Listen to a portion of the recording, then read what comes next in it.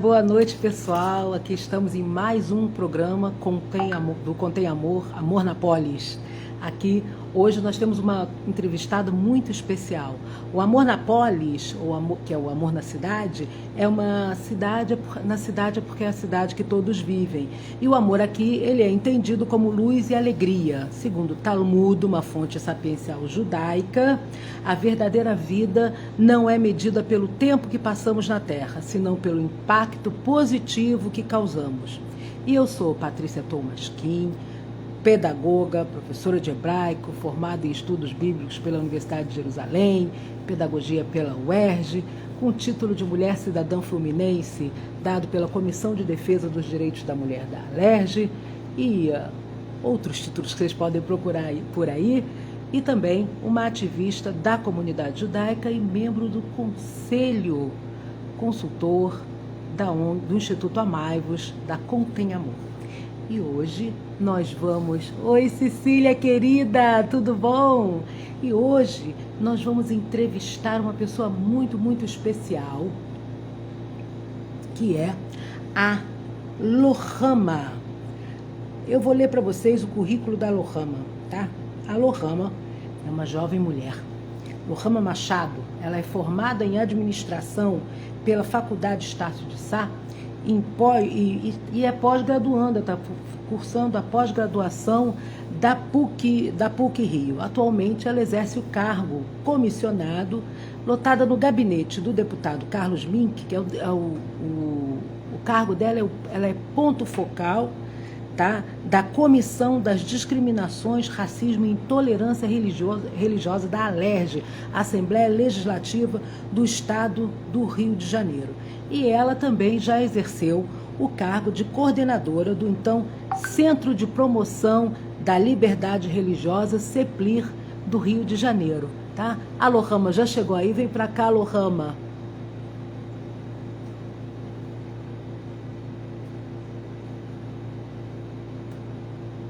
A Lohama está subindo já. Enquanto isso, eu vou falando para vocês um pouco da Contém Amor.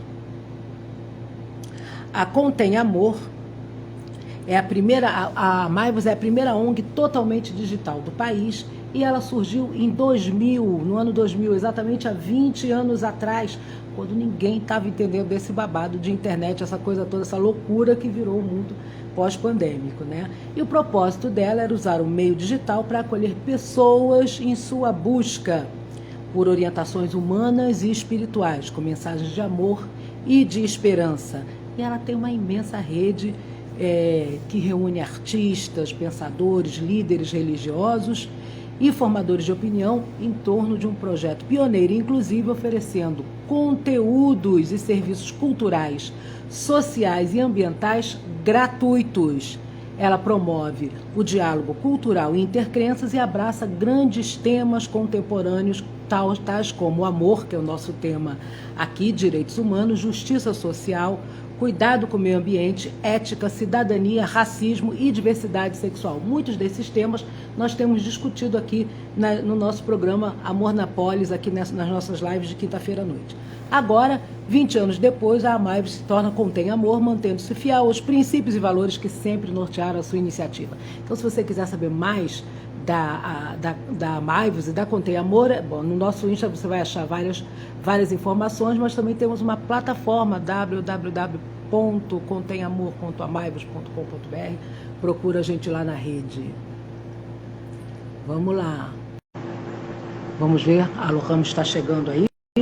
E hoje o nosso bate-papo é: o brasileiro é intolerante?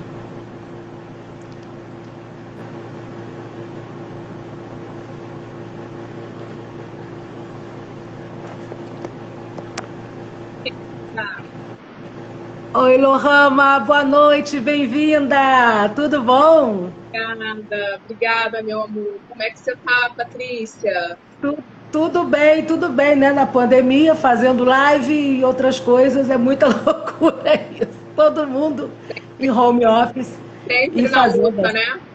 sempre na luta, com certeza. Então, Lohama, primeiro, muito obrigada por você estar aqui com a gente, com a Contém Amor, aí para falar desse tema tão importante que é a questão da intolerância religiosa.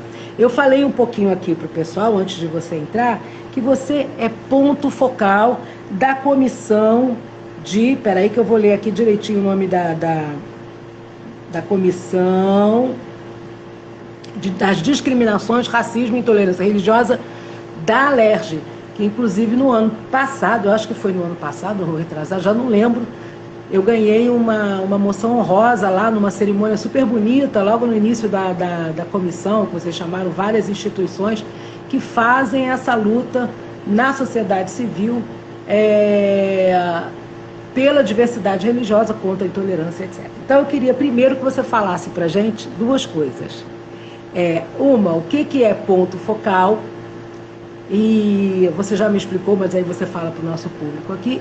E dois, como é que surgiu essa comissão, como é que ela trabalha e como é que o legislativo atua nessas questões da diversidade religiosa, contra as discriminações, etc. Será que ela caiu? Oi? Ah, meu Deus, espera aí. Vou chamar você de novo.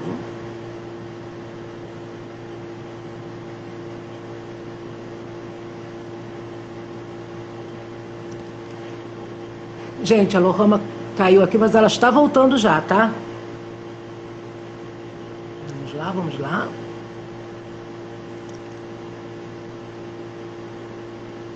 Oi, Marquinhos. Eu estou tentando resgatar a Lohama, peraí. Ela estava por aqui, chamei.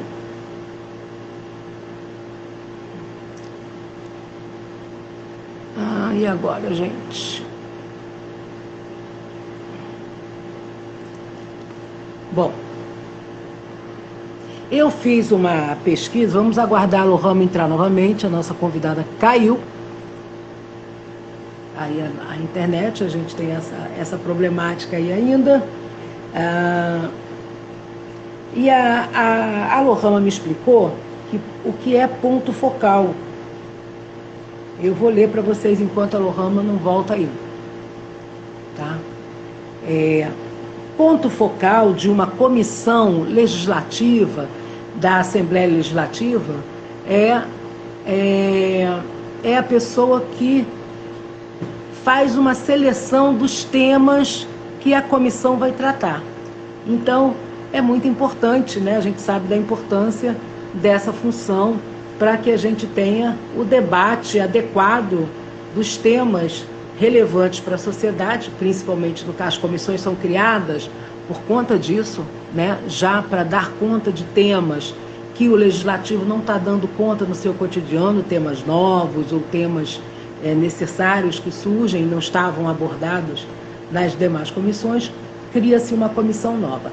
Essa comissão relativamente nova foi criada pelo deputado Carlos Mink, tá? Então ela é lotada no gabinete do deputado Carlos Mink para fazer esse trabalho de ponto focal, fazer essa seleção dos temas relativos às discriminações, racismo e intolerância religiosa. Olha aqui, Lohama está voltando para estar com a gente. Já já ela entra aí, gente. Agora eu entrei. Bem-vinda de volta. Eu estava explicando aqui, eu tinha outra Mudei pergunta, de lugar aqui, porque eu acho que a internet está meio fraquinha aí. Vamos ver o seu som. Eu tinha perguntado que era ponto focal, mas como você deu uma caída, como você caiu, eu já mandei o que é o ponto focal, expliquei para o pessoal que está nos assistindo, que é aquela pessoa que seleciona os temas de uma comissão, no caso a Comissão de Discriminações, etc., o nome dessa discriminações, racismo e intolerância religiosa. E também falei um pouco da questão da importância dessa função, né? Principalmente quando são temas, as comissões são criadas como são temas relevantes que o legislativo não dá conta no trabalho dele do cotidiano. Então as comissões também são super importantes. Mas você é uma profissional que tem uma trajetória já nessa luta. Eu fiz uma pesquisa, Lohama, no meu Instagram, com a perguntinha: o brasileiro é intolerante? E a resposta foi, da pesquisa, foi que 88%, aqui dá para ver, 88% das pessoas disseram sim, o brasileiro é intolerante, e só 12% disseram não. Eu me surpreendi com isso, eu achei que as pessoas iam dizer menos, mas pelo visto as pessoas têm consciência dessa intolerância e do momento que nós estamos vivendo. Então eu vou passar para você agora a palavra, deixar você falar, fica à vontade, para dar para a gente um panorama você trabalha na Alerj, então é do estado do Rio de Janeiro, né? Como é que está essa questão da intolerância religiosa, das discriminações no nosso estado? Então, na hora que você falou o percentual, 88% das pessoas acham que o brasileiro é intolerante. É intolerante. Então, eu também fiz essa enquetezinha no meu Instagram, postando a atividade de hoje, né? E fiz a mesma pergunta. No meu deu um pouquinho menos. No meu deu 52% das pessoas achando que o Brasil é, sim, um país intolerante. Né? Então, você já me apresentou, mas... Eu perguntei o brasileiro, não o país. Né, eu já perguntei se o país é um país intolerante, né? E 52% das pessoas que responderam disseram que sim. Né? Primeiro, quero agradecer o convite imensamente. Né? A gente já tem aí anos de lutas juntos, né? Sempre aí na questão dos direitos humanos, sempre aí na questão da intolerância religiosa. Você foi uma das pioneiras a participar do grupo de trabalho contra o enfrentamento da intolerância religiosa do estado do Rio de Janeiro, né? E foi também membro do primeiro Conselho de Liberdade Religiosa do Brasil, né? Porque o Rio de Janeiro é o único estado que ainda tem um conselho especificamente para a intolerância religiosa, né? A gente sabe que tem outros conselhos, mas geralmente são mistos, que discute a questão da igualdade racial e de intolerância religiosa.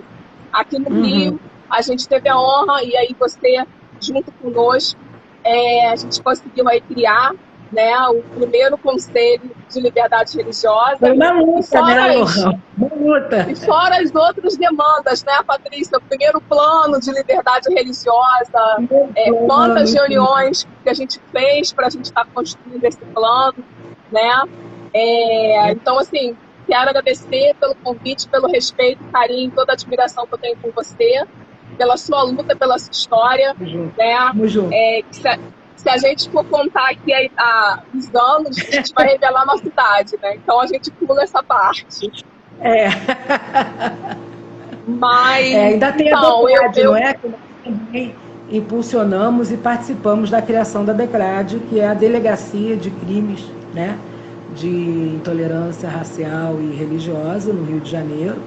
E a gente não pode deixar de citar o nosso queridíssimo Átila Alexandre Nunes, que estava então à frente da pasta. Acho super importante nesses momentos de muitas fobias, não é? E muitos ódios. Eu acho que a gente tem que trazer o nome dos políticos que estão fazendo ações importantes e relevantes na nossa cidade. Então, acho que são dois políticos que a gente está falando aqui hoje. Aliás, vou falar de um terceiro político que não que criou no Congresso Nacional o dia 18 de março, que é o dia de hoje, como o Dia da Imigração Judaica, e foi o Itagiba. E eu, quando representei a CONIB no Conselho Nacional de Promoção da Igualdade Racial, propus na última conferência de igualdade racial que essa data fosse uma data do calendário executivo do Brasil, né, uma data nacional. E foi aprovado, tinham lá quase 5 mil delegados, né? Eu acho que você estava lá também, não estava nessa última Coneplir? e nós aprovamos essa data. Então, hoje nós estamos aí com essa data, a comunidade judaica comemorando o Dia da Imigração Judaica. Então, foram esses três políticos que fizeram avanços, né? Mas especificamente aqui na nossa cidade do Rio de Janeiro, eu cito o Carlos Mink com a criação com a sensibilidade da criação dessa comissão, que a gente sabe que a nossa luta é anterior a isso, mas enfim, ficar registrado aqui, e o Átila Nunes, que agora é secretário de Cidadania do município do Rio de Janeiro. Eu acho que a gente tinha que fazer aí, no finalzinho da nossa live, a gente fala de política e fala do que a gente pode fazer de criar de políticas públicas para a cidade do Rio de Janeiro. Mas vamos falar do Estado. Então, conta para a gente um pouco, Lohama. Bom, gente, a Lohama já esteve na UF, fez seminários, eu participei de seminários, isso aqui a gente não vai acabar nunca de falar. Então, a gente já vai para a parte mais técnica para poder tocar esse... Boa noite, Tony Piccolo. Tony Piccolo é o criador da Amai-vos e da Contém Amor. Uma pessoa maravilhosa está chegando aí, não perde uma live. Oi, Tony, boa noite, querido, bem-vindo. Vou lá, tá contigo a palavra. Aproveitando que você deu aí um beijo aí no Tony, eu quero também aproveitar e pode entrar o Zeda. O Zeda foi um grande parceiro meu quando eu estava na coordenadoria de igualdade do município do Rio, na primeira gestão do prefeito Eduardo Paes. Ele é meu chefe. Quem, o Fernando? O Fernando Zeda, acabou de entrar aí. Oi, Fernando. Um beijo para você, obrigado pela presença. E o Fernando Zeda hoje continua lá no governo do Eduardo Paes, mas em 2009 foi meu chefe, era quem eu perturbava para pedir as coisas, né, Patrícia? A gente está sempre com o pirizinho na mão. A gente sempre pede, né? A gente fica pedindo, mas é bom que nessa caminhada que a gente teve, a gente sempre teve líderes executivos que sempre toparam, nos ajudaram a debater essa pauta. E o Fernando Zeda, na época da primeira gestão do Eduardo Paes, foi essa pessoa que e muitas das vezes fez vestir que eu tinha do meu lado. Zeda, um beijo aí toda a gestão do prefeito Eduardo Paes. Entrou o Sérgio Zilberstein também, presidente da loja da Bunai Brito, lá de Porto Alegre. Seja bem-vindo, doutor Sérgio Zilberstein, seja muito bem-vindo, doutor. Lohama, vê um pouquinho o seu fone, porque está um pouco falhando o seu som. Só dá uma ajeitadinha. Pronto, melhorou? Melhorou, tá ótimo. Então, pegando aí já esse gancho das nossas pesquisas no Instagram hoje, né, das nossas enquetes, né, a gente precisa dizer que a religião, ela sempre esteve presente na nossa sociedade, né, sempre foi muito comum a religião presente, não só nos meios sociais, mas também, por exemplo, em algumas leis que regem hoje, né, a nossa sociedade, a religião sempre esteve ali. Né? Não me surpreendeu a enquete quando teve lá, pelo menos na minha, né? Na sua foi 88 e na minha foi 52, as pessoas respondendo que os brasileiros são aí intolerantes, né? E eu costumo dizer que o que faz hoje, né, a sociedade ser intolerante, principalmente em relação às religiões, né? Que a gente tem um problema, e aí quando eu falo a gente, eu me incluo na sociedade, né? A sociedade como um toda, né? Tem problema com o novo, né? Aquilo que é novo causa estranheza, né? A gente vem de uma sociedade onde o catolicismo sempre foi muito presente e uma força sempre hemogênica, sempre com poder político, né? E de repente a gente começa a ver aqui no Brasil e principalmente no estado do Rio de Janeiro, o crescimento de outras religiões, né? E aí, com isso, causa estranheza e causa também o pânico do algo novo acontecendo no nosso estado, né? Então, eu acho que a nossa enquete, e muitas pessoas, quando responderam que sim, colocaram isso, né? Que culturalmente o brasileiro tem problema com algo novo. Diga-se de passagem, por exemplo, que a gente pode citar aqui, a religião muçulmana, né? O quanto ainda causa estranheza a sociedade ver uma mulher de hijab na cabeça, né? Que é o pano, que é aquele véu, né? Você vê que se uma mulher muçulmana anda na rua com véu, com hijab, ela é olhada, né? E é olhada com estranheza, né? Não é uma coisa comum ainda para o brasileiro, principalmente no estado do Rio de Janeiro, ter uma cultura diferente, né? E aí muito também, Patrícia, do meu ponto de vista, por desconhecimento, né? De não saber o que é aquilo, né? Tanto que as pessoas, quando vê o muçulmano, se refere logo como o Estado Islâmico, pensa logo no extremismo, né? O Estado Islâmico são homens bombas, né?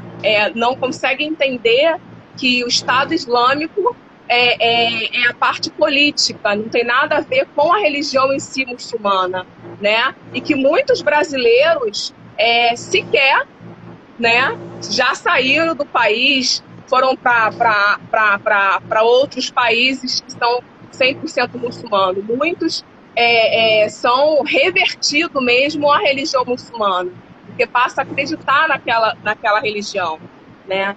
Então, o meu ponto de vista é que a gente vive aí, o brasileiro tem esse receio ao novo, né? E por ter esse receio ao novo, de uma certa forma, passa a ser intolerante, religiosamente falando, mas também a gente pode até se estender, né? Como a xenofobia, né? Como às vezes a cultura nordestina, né? Às vezes qualquer outra realidade que não seja a cultura carioca, né? A cultura brasileira, isso causa um tipo de preconceito e discriminação. Agora, Lohama, eu tenho entrevistado várias pessoas aqui, várias lideranças. Eu entrevistei o Carlos Menezes, que é uma liderança dos xiitas, do islamismo xiita. Entrevistei a Graças Nascimento, que você conhece, que é a nossa companheirona, falando das religiões. Entrevistei o Rafael Soares, de Koinonia, enfim, entrevistei muita gente. Entrevistei a professora Cecília Fonseca na semana passada, e ela falava da expulsão dos judeus de Portugal no Edito de Dom Manuel e antes da Rainha de Castela, 1492, depois 1496, 97, já por perseguição e intolerância religiosa e discriminação e racismo. O Brasil, ele é formado, quer dizer, a gente os muçulmanos não surgiram agora no Brasil. Já estão aí há muito tempo, a gente teve várias ondas migratórias, enfim. A gente teve, principalmente no Rio de Janeiro, a gente teve uma imigração significativa de libaneses e sírios, né? Eles eram fruteiros, a sua maioria. Você é mais nova do que eu, não pegou isso, mas eles vendiam frutas na calçada. E tem uma amiga que é a professora Muna Omra, que é lá da UF, que eu não sei se você conhece, mas o avô dela foi o primeiro sheikh no Brasil. Então, eu diria que hoje em dia, em relação ao islamismo, existe um contexto internacional, né, associado a questões que deslocam a religião muçulmana para um aspecto mais político, né? E a colocam ao lado de compreensões duras, né? Então, se você tem um grupo que se autodenomina Estado Islâmico terrorista, então tem uma associação imediata com isso. Enfim, são esses fenômenos que a gente tem encontrado. Mas o que eu queria que você colocasse, se você tiver números para falar, e aí eu acho o seguinte, não tem nada novo né, de religião nova. Qual é a religião nova que surgiu? Os protestantes pentecostais, eles entram eles vêm para o Brasil com Ernesto Geisel, na época, né, nos anos duros, né, ele que traz para o Brasil essas religiões, e elas vão se proliferando. Depois surge aí o neopentecostalismo, e aí as diversas igrejas do Brasil têm um registro no Rio de Janeiro de mais de 5 mil, um negócio assim, que eu não acreditei quando li a pesquisa sobre isso, né? Mas o que a gente tem visto, fora essa discriminação, essa xenofobia que você falou, esse ódio que ele vem ao longo dos anos sendo tratado de alguma forma, mas não tão bem tratado, mas, por exemplo, no caso do antissemitismo, que é o ódio voltado aos judeus e ao judaísmo, a gente tem algumas leis, não é? Nossas instituições têm proteção porque já foram ameaçadas, né? No caso do islamismo, a gente tem, né, essa nova situação mundial que também faz com que os islâmicos, os muçulmanos, sofram de alguma forma com esse contexto internacional. Agora, a gente tem religiões que elas já são religiões nativas, têm uma vinculação com o continente africano, mas são religiões nativas, são as religiões de matriz africanas, e a Umbanda especificamente, que é uma religião nossa aqui, nascida, uns dizem em Niterói, outros dizem em Minas Gerais, mas enfim, é uma religião nossa. Essas religiões, elas têm sido muito atacadas, não é, por grupos intolerantes e violentos que se auto-intitulam neopentecostais, né? E a gente volta e meia vê grupos sendo atacados. Você sabe disso porque a gente lidou inclusive no Coneplir, né? Coneplir? Agora esqueci o nome do nosso cocô. No Coneplir, nós lidamos com essas questões desses casos. Eu acho que você fez, inclusive, parte do grupo que sumarizou, que esquematizou essas violências e essas violações dos terreiros. Eu lembro que em 2018, eu estava ainda representando a comunidade judaica do Brasil, a CONIB, no CNP, no Conselho Nacional de Promoção da Igualdade Racial, e naquele ano, só naquele ano, 60 terreiros de candomblé foram incendiados no Distrito Federal, só no Distrito Federal.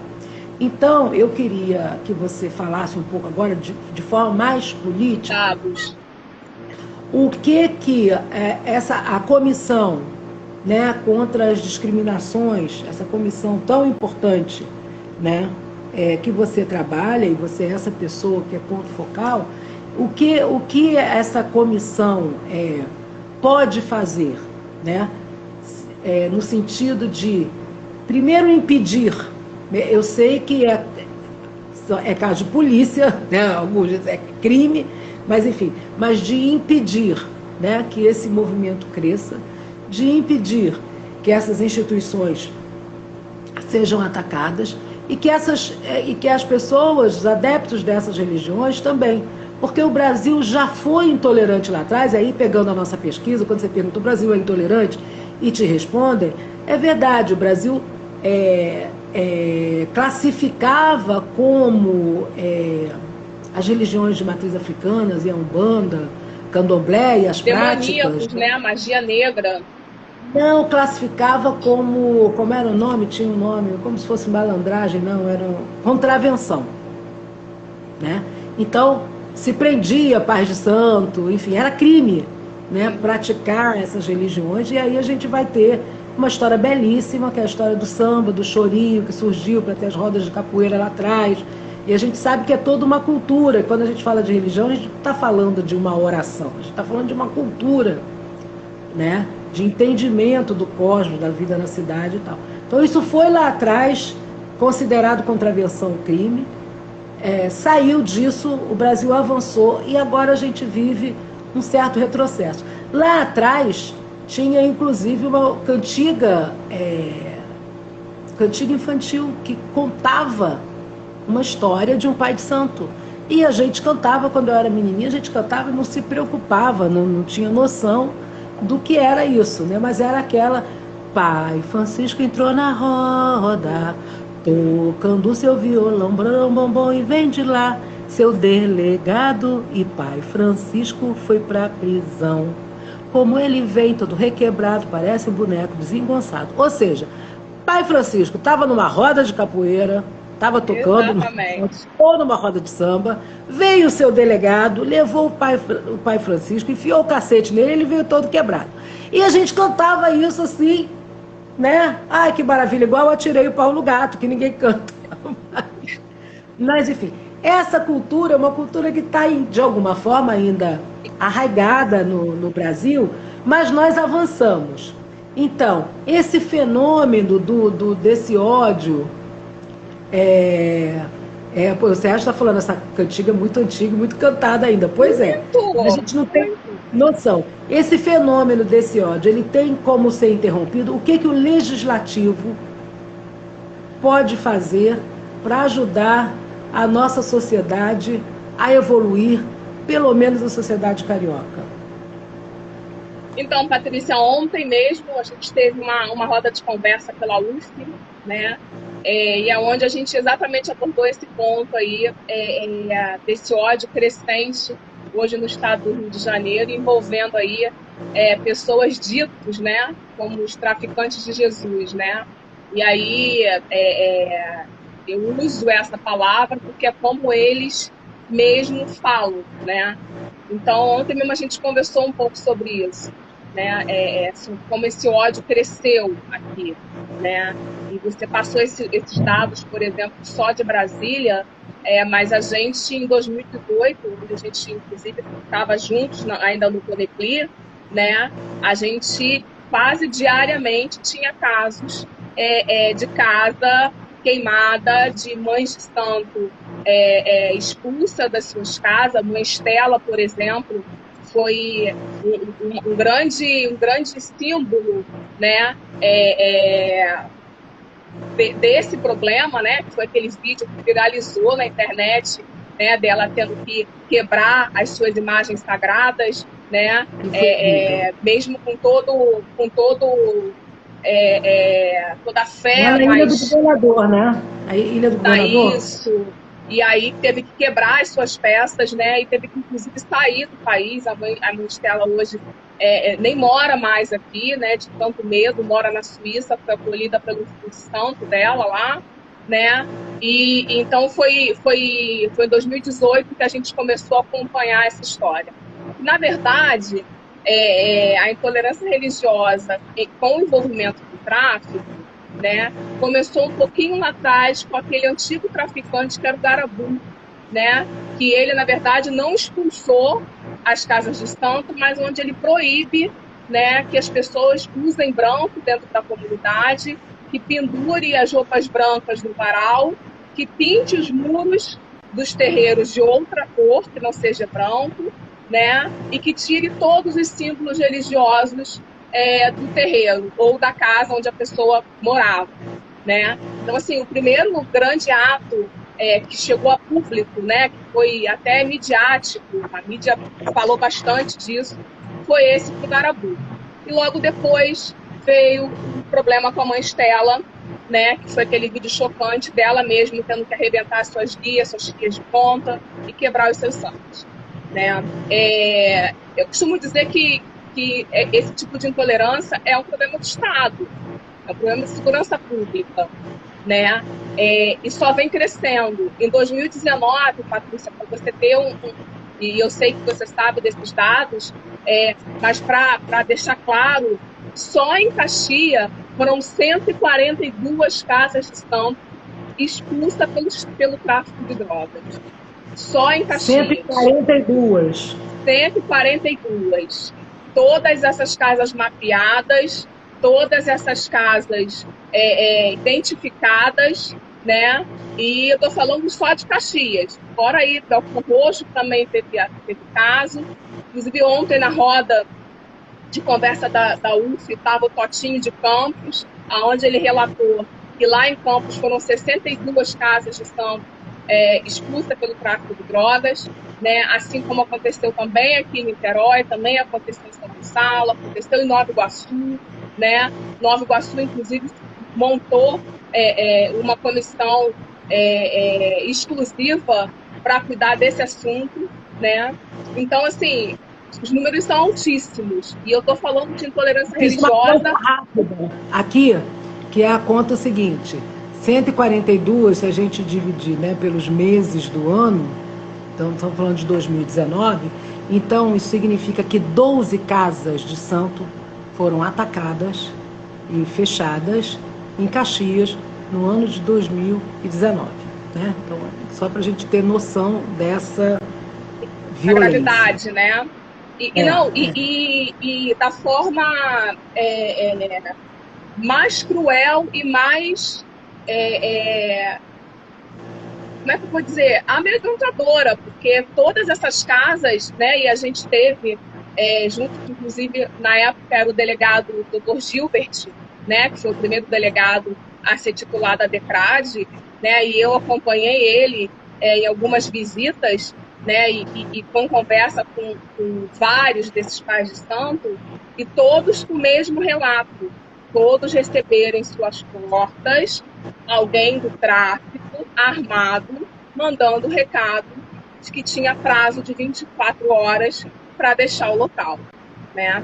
Então, Agora, tomou uma proporção muito grande e a gente, como comissão, né, a primeira ação que a gente teve que fazer foi, de fato, chamar a segurança pública para um diálogo, né? Então, a gente teve, no meado de 2019, meado para o finalzinho de 2019, a primeira reunião, até então, com o secretário da Polícia Civil, que era o doutor Marcos, né, aonde teve presente o doutor Gilbert, o doutor Marcos como chefe da Polícia Civil, né, o comandante da Polícia Militar e o presidente da casa, que é o André Siciliano.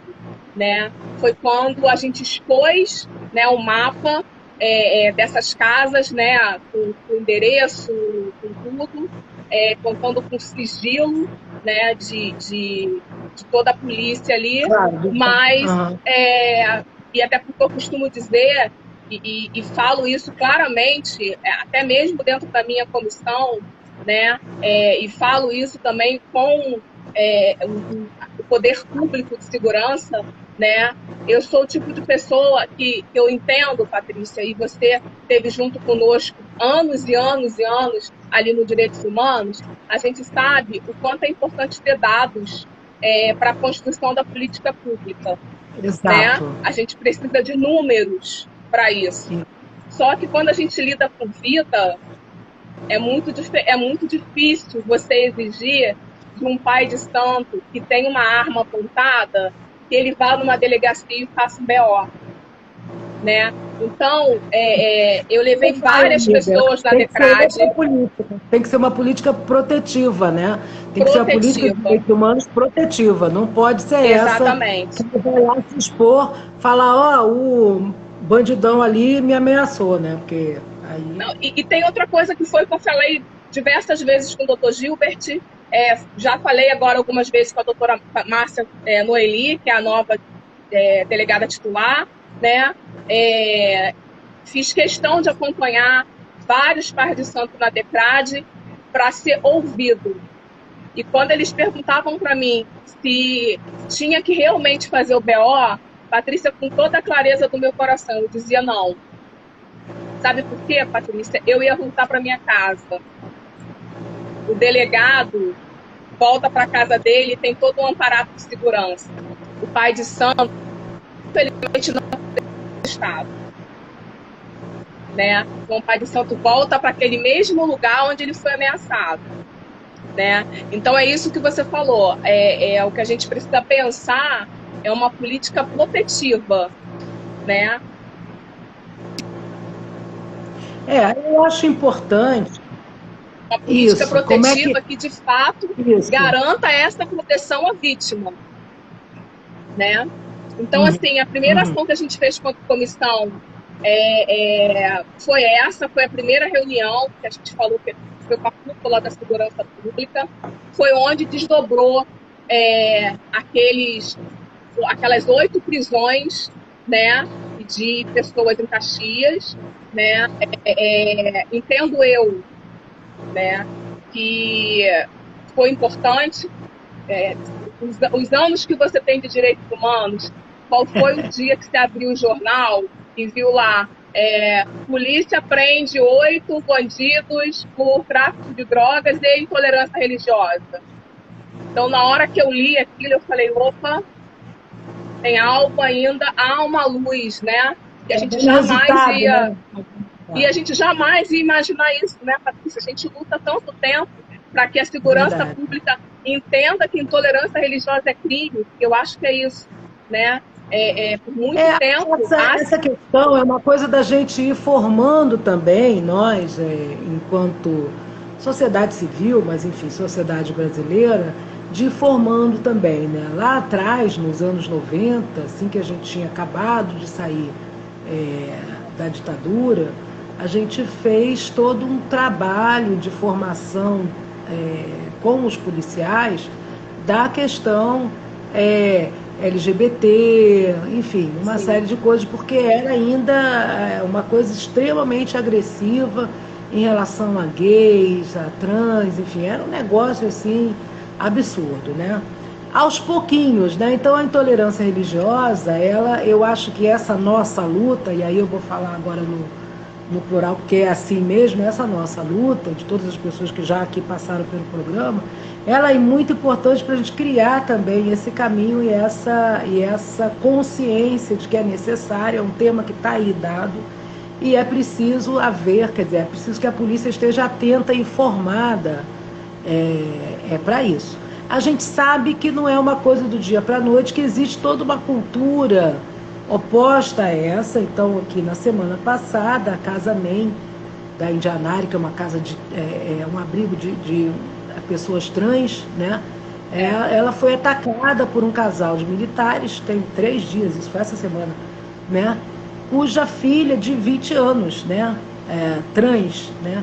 De 20 anos, veio para cá porque estava sofrendo muito em casa. Eles vieram atrás dela, né? E entraram na casa armados, bateram na moça e ainda veio uma viatura. Elas chamaram a polícia e veio uma viatura sem placa, apoiando os pais agressores. Ainda queriam levar a pessoa trans com eles. Aí eles não falaram, não, ela é maior de idade, ela não vai com vocês, nós queremos fazer um BO. E foram para a delegacia fazer o BO. Só que a viatura desapareceu com o casal agressor, não apareceu mais no final do BO, enfim, essa coisa está rolando aí.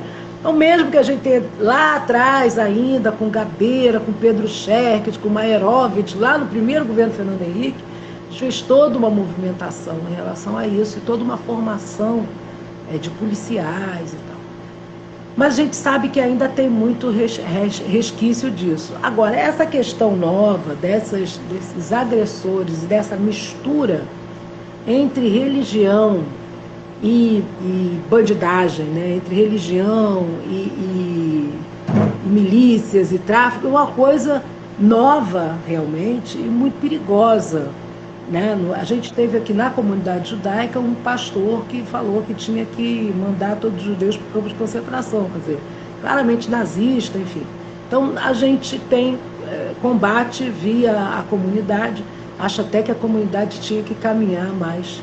Talvez também um dado que talvez você possa registrar lá, porque ele é real, ele saiu em todos os jornais, enfim. Mas é um absurdo que uma pessoa, né, em 2021 fale um troço dele. A gente está vendo aí que tem nazista aparecendo, neonazista aparecendo em tudo quanto é canto. Mas não é comum um pastor fazer esse tipo de alegação. E é lamentável, né, Patrícia? Porque quando você fala como um pastor evangélico, você fala em nome de Deus, né? E até onde se comete todas esses crimes de ódio em nome de Deus, né? E é como você falou, se a gente pega há 10 anos atrás, né, a gente falando de intolerância religiosa, era aquela intolerância ainda de que a polícia julgava, né, como briga de vizinho, não era isso? 10 anos atrás era aquela coisa, briga de vizinho, porque a igreja colocou o som dentro, porque o atabaque do centro está virado para minha igreja, né? Era dito pela segurança como briga de vizinhos, né? Hoje existe a intolerância. E hoje existe essa intolerância de fato cruel, né? E está fazendo um massacre nas religiões de matriz africana. Como você mesmo disse, cada dia é uma coisa nova, né? E agora tem aí o Complexo de Israel, né? Que é uma união de traficantes e milicianos para expulsar a Casa de Santo, né? E que estão cada vez mais crescendo. A bandeira do Estado de Israel, que é uma loucura, né? Estado de Israel, né? Que são aí, que é um acordo feito entre milicianos evangélicos e traficantes ditos evangélicos para poder, para mim, a palavra certa é para tentar o extermínio mesmo da religião afro, né? E principalmente das casas ali de um bando de candomblé, né? É um crescente, e foi o que eu falei, né? A gente fez essa primeira reunião com a cúpula da polícia, e ano passado, em novembro do ano passado, já com o atual secretário, que é o doutor Alain, nós fizemos de novo uma reunião com ele, apresentando... né? Isso. Que já é o novo, né? Tá hoje, atual. Nós fizemos uma reunião com ele em novembro, né? Na presidência da Alerj, né? Apresentando o primeiro pai de santo que foi expulso pela milícia, né? Apresentando esse caso. O pai de santo hoje se encontra num programa de proteção, né? A gente conseguiu fazer com que a Defensoria e o Ministério Público acolhesse esse pedido nosso da comissão, né? E esse pai de santo hoje ele está sendo atendido nesse programa de proteção porque ele foi pela milícia, né? Que hoje acho que é tão truculenta, tão violenta, ou às vezes até mais do que os próprios traficantes, né? Porque, infelizmente, muitos estão ali ainda e falam em nome do Estado, né? Muitos milicianos estão ali, ainda carregam a bandeira do Estado no peito e falam em nome do Estado. Então, assim, a gente, como comissão, a gente tem agido dessa forma, né? A gente é uma casa de leis, foi aprovada essa semana, junto, inclusive, foi um texto feito pelo pai Márcio Jagum, né? Um projeto de lei foi aprovado, né? Já está para o governador sancionar, que é um projeto de acolhimento a essas vítimas de intolerância religiosa. Eu acho que, inclusive, você lembra desse projeto, que é o projeto que aquelas casas, aqueles pais de santo que perdem as suas casas, que o Estado, de alguma maneira, acolha essas pessoas, né? Então, é como se fosse um projeto de algum tipo de indenização, como um aluguel social, como alguma coisa assim, num prazo, né? Não é uma coisa longa. Era o PPCAM, que eles entrem no PPCAM, né? Programa de proteção. Exatamente. É isso. Então, a gente conseguiu aprovar essa semana, né? Com muito sacrifício. Você sabe também que o poder político na Alerj para direitos humanos hoje não nos favorece, né? Mas a gente conseguiu aprovar, né? E está aí para o governador já sancionar essa lei, que eu acho que é uma das medidas de, pelo menos, de acolhimento emergencial a essas casas, sabe, Patrícia? Porque muitos desses pais de santo, né, têm em sua casa de santo, primeiro, a sua moradia com a sua família, e muitos ainda têm na casa de santo o seu trabalho, faz os seus jogos, tem lá os seus, né, os seus trabalhos feitos. Então, às vezes, a pessoa perde casa, né, onde mora com a sua família, e o seu emprego, né? E como a gente está falando de tráfico, e como a gente está falando de milícia, a gente está falando de segurança pública. E segurança pública é, sim, um problema do Estado, Então, o Estado precisa se Agora, responsabilizar com esses pais. O Estado é formado por 3 poderes: executivo, legislativo e judiciário. Sim. Então, ele é também um problema do legislativo e é também um problema do judiciário, né? O Estado não é só o executivo. Saindo um pouco da questão, e aí concordando totalmente com você, saindo um pouco da questão da segurança pública e entrando em outras iniciativas, há algum tempo, acho que no mês passado, outro deputado da Alerj encaminhou uma proposta de lei, né, em relação à intolerância religiosa, em relação às escolas do estado do Rio de Janeiro, né? Foi o Valdec. Não sei se você está a par desse projeto de lei dele. E eu até cheguei a conversar um pouquinho, quer dizer, eu até enviei isso para o Conte Bittencourt, né, que é o secretário de Estado de Educação, que é do Cidadania, uma pessoa maravilhosa. E aí, como a batata vai para a mão dele, mandei para ele. Já antecipou. Já antecipei, falei, olha aqui, já está. E nós também somos companheiros, ele é presidente do Cidadania, eu sou membro do Cidadania, então ele é uma pessoa espetacular. Mas, enfim, o Valdec estava querendo caminhar. Não é porque ele é de Niterói, não, mas ele é espetacular mesmo. Então, o Valdec vai pela educação, quer dizer, uma das formas de se combater isso é pela educação. Agora, a minha pergunta é, a gente não precisava dar mais visibilidade a isso e trabalhar mais em cima, enquanto pessoas dos direitos humanos, né? Os direitos humanos, basicamente, pregam a cultura de paz, né? E aí eu posso falar aqui como membro da comunidade judaica, né, que os direitos humanos surgem no mundo depois que se viu que o Estado poderia ser tão violento quanto se ele se voltasse, né, e fatal e letal se ele se voltasse contra uma parcela da sua população, porque o cidadão, só o indivíduo não tem como combater isso, né?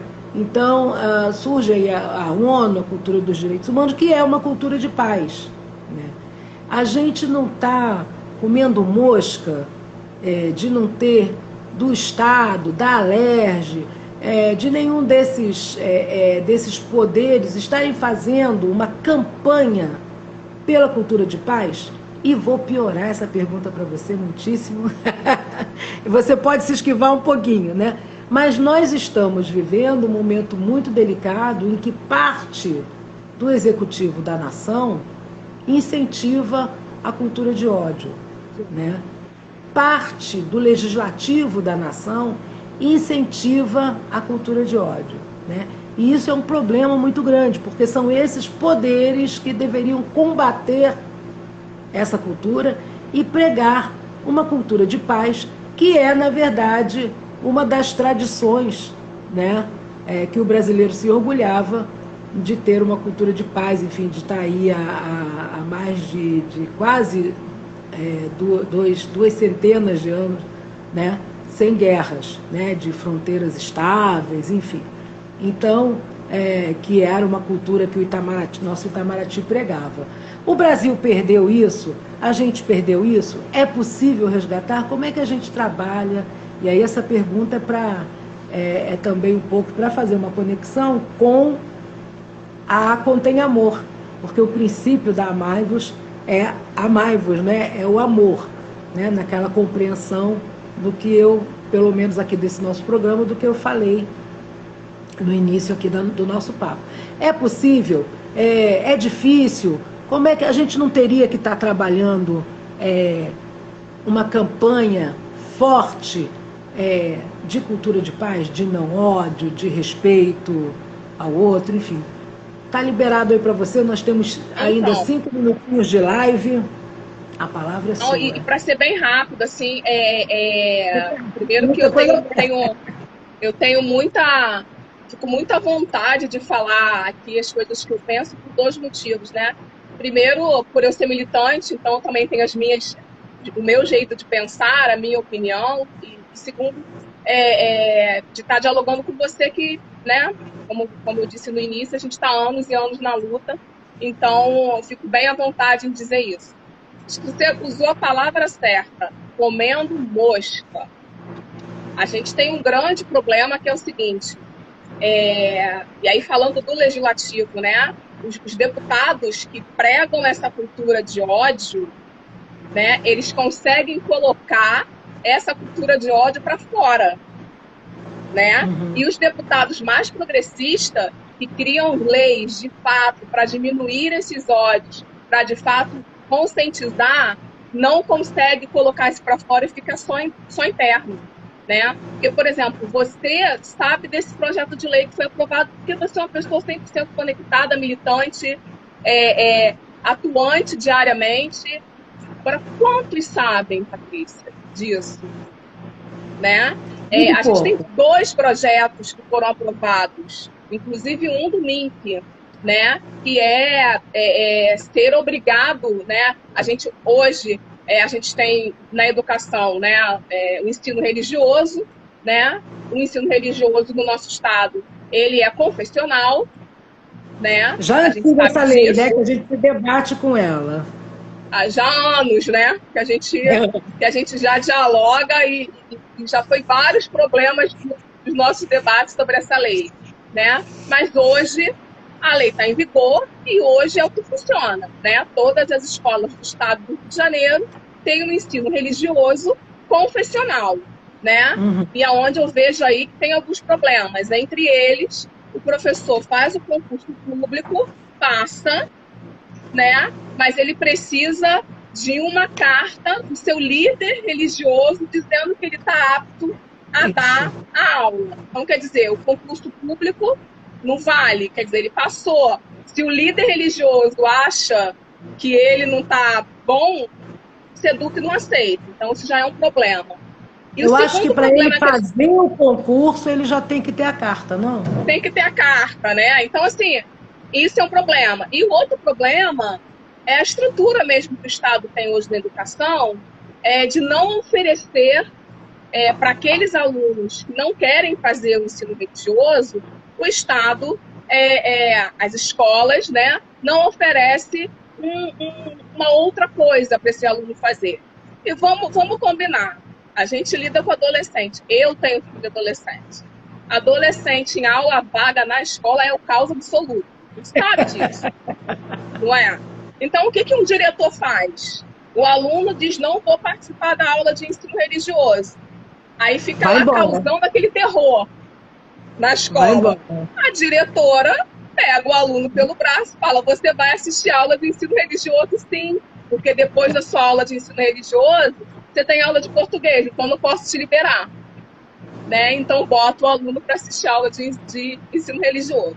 Então, a gente tem um outro projeto, além desse do Valtec, que é recente, que foi aprovado e já foi sancionado pelo governador, já é lei, né? A gente também tem uma lei sancionada pelo governador, que é obrigatório, no ato da matrícula, seja a matrícula presencial ou seja a matrícula online, ter lá a opção dos pais botarem se querem que tenha ensino religioso ou não, e ter que oferecer outras modalidades no caso do pai optar por não ter ensino religioso, né? Então, dentro da lei, depois, Patrícia, eu até te mando para você ter essa lei, porque a gente bota ali dança, teatro, desenho, né? A gente, dentro da lei, para chegar num consenso e ser aprovado, a gente colocou, inclusive, o que a escola tem que oferecer. Né? Isso foi um profundo diálogo com a Secretaria de Educação, né? Porque falta de espaço, não tem sala vaga para poder fazer isso, e se coloque na quadra, né? Se faz uma roda de contação de história, bota o aluno que não está na aula de ensino religioso, que optou por não fazer ensino religioso, para fazer uma leitura, enfim. Mas o que a gente precisa garantir é que esses alunos não sejam obrigados, né? Que não sejam obrigados a fazer a aula do ensino religioso. E a outra foi essa lei do Valtec, né? Inclusive vai ser montada uma comissão para que se converse, né, como implementar essa lei. E aí, Patrícia, você foi brilhante, é isso, a gente come mosca. A gente não consegue, por exemplo, chamar as instituições e a sociedade civil para se juntar e fazer uma ampla divulgação dessas leis, porque já é lei, precisa ser cumprida, né? Ela precisa ser colocado para ser atuada. Que é aquele movimento do Mink que ele fez há um tempo atrás com a questão do meio ambiente, que era o cumpra-se, né? Se você tem lei, cumpra-se, né? Tem uma lei e a gente tem essa dificuldade aqui na nossa sociedade brasileira, que é uma sociedade dita sociedade do jeitinho, né? E que também vai se jogando com a barriga esse troço, né, para frente, vai rolando, então a escola não tem condições de não sei o quê, então o próprio poder público também não faz aquela coisa de imediato, né? Exatamente. É complicado. Agora, uma campanha de comunicação era super necessária. Pergunta para você, eu sou uma ativista, você também, ou militante, ou como queiram aí chamar a gente, nós tínhamos as conferências e nós tínhamos os conselhos, temos ainda os conselhos, e tínhamos aquela tradição de criar fóruns, né? O Estado do Rio de Janeiro não tem um fórum ainda, né? Porque é no fórum que você consegue essa instância de juntar o poder público, os poderes como um todo e a sociedade civil, organizada ou não, enfim, para debater temáticas importantes para aquela população.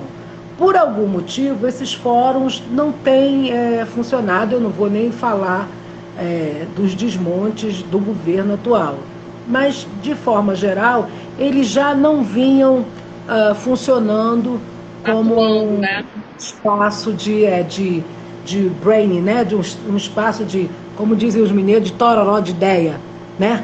Fazer aquela tempestade de ideias para a gente jogar, para poder aquilo gerar uma massa orgânica que a gente pudesse trabalhar e transformar em políticas públicas. Você acha, né? Obviamente a gente está num período pandêmico, então tudo é muito mais difícil, né? Olha, tem vários comentários aqui, depois eu leio um pouquinho se der tempo. Mas você acha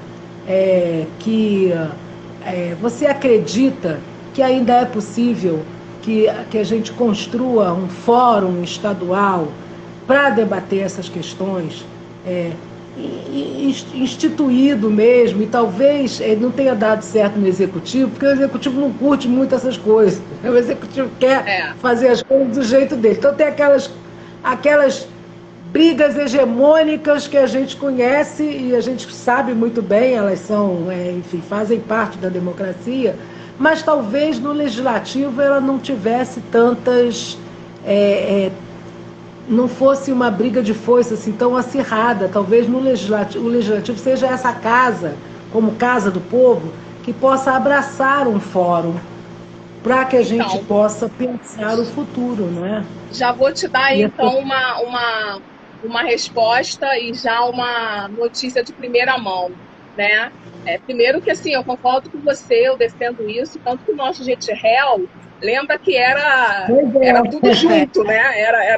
Era a sociedade civil, era Ministério Público, Defensoria, Universidade, Poder Público. Então, eu sou muito a favor disso. Sou muito a favor de quando se coloca todo mundo para dialogar e conversar, né? Então, assim, de primeira mão, quero te falar que o Mink assumiu ontem a vice-presidência da Comissão de Direitos Humanos da LERJ.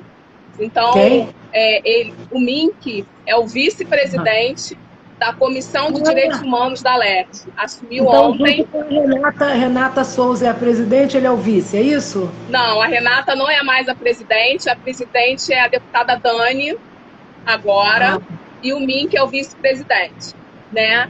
E já tem como proposta a Dani é do PSOL. Tá, ok. E já tem uma proposta, na verdade a proposta já chegou para o Mink desde do finalzinho do ano passado, que não é, a gente não chama lá de fórum, mas a gente chama de frente parlamentar, né? Então já tem uma proposta de criação de uma frente parlamentar de direitos humanos, né? E essa frente parlamentar é exatamente isso que a gente fala que é fórum. A diferença é que tem deputados, né? Que é coordenado. Mas a frente parlamentar, ela é só para político. É bom. Não, a sociedade civil participa. Não, mas é convidada, né? As instituições são convidadas a participar. Mas pode assim, é porque dentro... né? Não é, Tony? Pode convidar a gente, né, Tony? Não, você já está sendo intimada, não está sendo convidada, já é uma intimação. Porque a gente, quanto legislativa, a gente não tem como construir um fórum, que a gente pode construir essa frente parlamentar. Mas acho, e respondendo a sua pergunta, eu acho que está mais do que na hora de se construir um fórum dentro do estado do Rio de Janeiro, né, aonde tenha esse compromisso de não só atuar, né, no acolhimento, na orientação, nas capacitações, né, em relação a direitos humanos, aí com todos os cortes, seja ele intolerância religiosa, racismo, né, homofobia, enfim, contra a mulher, né, xenofobia, que seja um fórum que atue em todas essas frentes, mas também que seja um fórum que tenha esse poder de, por exemplo, fazer o levantamento de todas essas leis que já estão aprovadas, né, que beneficiam a sociedade e que muitas das vezes a gente não sabe que existe, né? Então, eu creio sim, confio e acredito nesse tipo de movimento, tá? Mas de antemão, né, a gente está pensando nessa frente, que eu acho que já é um pontapé, né, para a gente conseguir reunir as instituições, a sociedade civil e ouvir. Eu acho que também precisa muito disso, sabe, Patrícia? Eu, quanto ativista e militante, percebo muitas das vezes que ali os deputados precisam ouvir mais, precisa colocar todos na cadeirinha e para que todo mundo escute o que aqui fora a gente está clamando, o que a gente está pedindo e o que é de fato necessário para a gente, né? Então, eu acredito sim muito nesses fóruns. Olha, já passamos um pouco, até o Instagram está sendo bondoso com a gente, viu? Passamos um pouquinho do tempo, ele não cortou a nossa live. Então, estamos ganhando importância, viu, Tony? Olha aí. E eu queria muito, muito agradecer a você, dizer que, claro, eu aceito o convite, você tem meus contatos a hora que você quiser. É uma luta muito importante que eu estou engajada desde sempre. Parabenizar o deputado Carlos Mink na sua pessoa, não só pela Comissão das Discriminações, agora também pela Comissão dos Direitos Humanos, que é muito importante. Até o ano passado eu tive lá no comitê que trata da questão dos presidiários, não é? E toda aquela questão dificílima, né, que é um dos espaços que se tem lá, mas enfim, parabéns. Essa é uma causa, a causa da cultura de paz, a causa da liberdade religiosa, da tolerância religiosa, que muita gente não gosta, mas ela é muito importante, não é? Eu não preciso gostar da outra religião, ou acreditar no Deus ou nos deuses do outro, naquilo, no universo místico do outro ou da outra, para poder respeitá-lo, né? Então, eu acho que isso é muito importante. Eu vou agradeço muito, muito a você, muito obrigada. Eu sei que você teve um dia cheíssimo, a gente tentou se falar ao longo do dia, e ela estava em 300 mil lives e reuniões, mas foi uma alegria. Eu acho que as pessoas aqui, olha, eu não li os comentários hoje, porque eu queria ouvir você, mas aqui o pessoal, olha aqui, estou conhecendo vocês hoje, Josemar da Amar, e sou grato pelo assunto. Vamos ao sucesso nesta batalha. Várias pessoas aqui, a Cecília Fonseca, professora Cecília Fonseca, que é uma professora de espanhol do Itamaraty, falou aqui, agradeceu a gente, falou da qualidade da nossa live. Aqui o Tony Piccolo falando de cultura de amor, política e política de Estado, muito importante. Enfim, o Zilber, Elson, utopia, pois já temos vários terreiros fechados na Cidade Alta e Caxias. Pois é, Elson, é verdade, mas nós não podemos arrefecer, estamos aí na luta. Aqui o Zilberstein, o Sérgio Zilberstein falando, essa é uma realidade que requer gestão do governo. Enfim, aqui Marquinho Abib, oi Marquinho, falou aqui em Teresópolis tem intolerância religiosa, mas não chega nesse nível. Enfim, então a gente teve aí uma participação incrível das pessoas. Eu quero agradecer a todas e todos vocês que estão aqui, agradecer muitíssimo a vocês, parabenizar pelo trabalho, pela trajetória, enfim.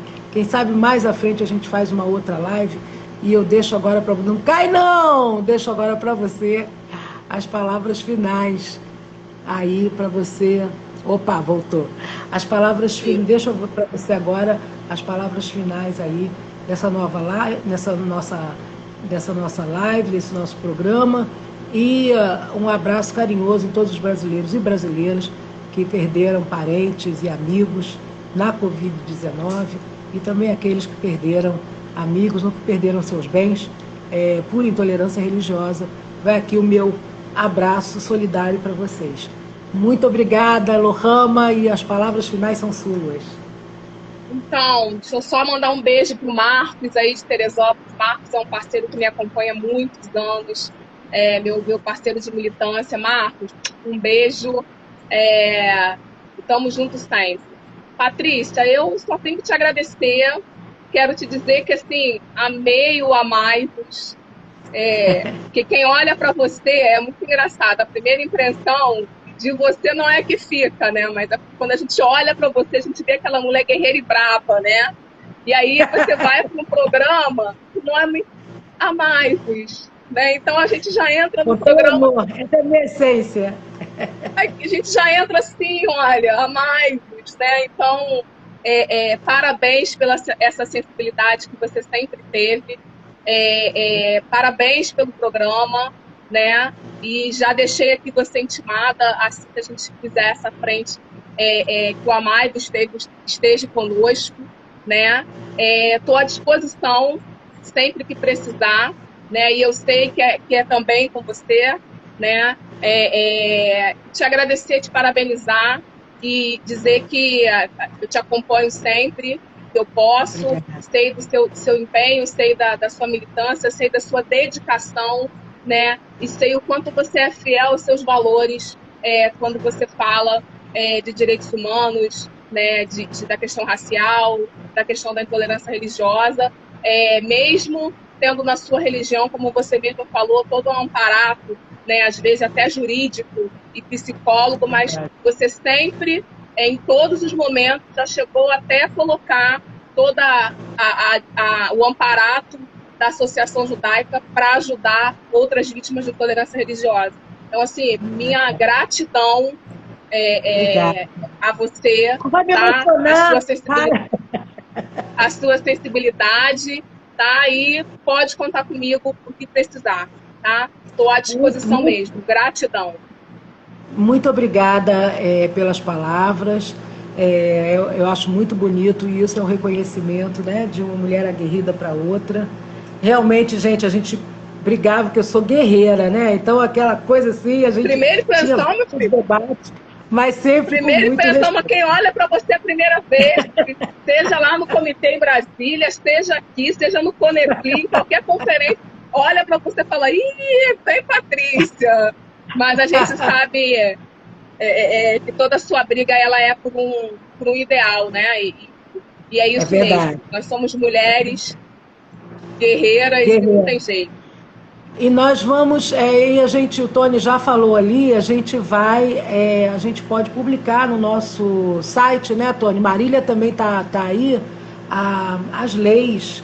Então, você mandando pra gente, né? Eu te mando. Religiosa e tal, a gente pode, talvez, publicar essa lei, alguma coisa assim. A gente pensa o que fazer, talvez eu faça um preâmbulo, enfim.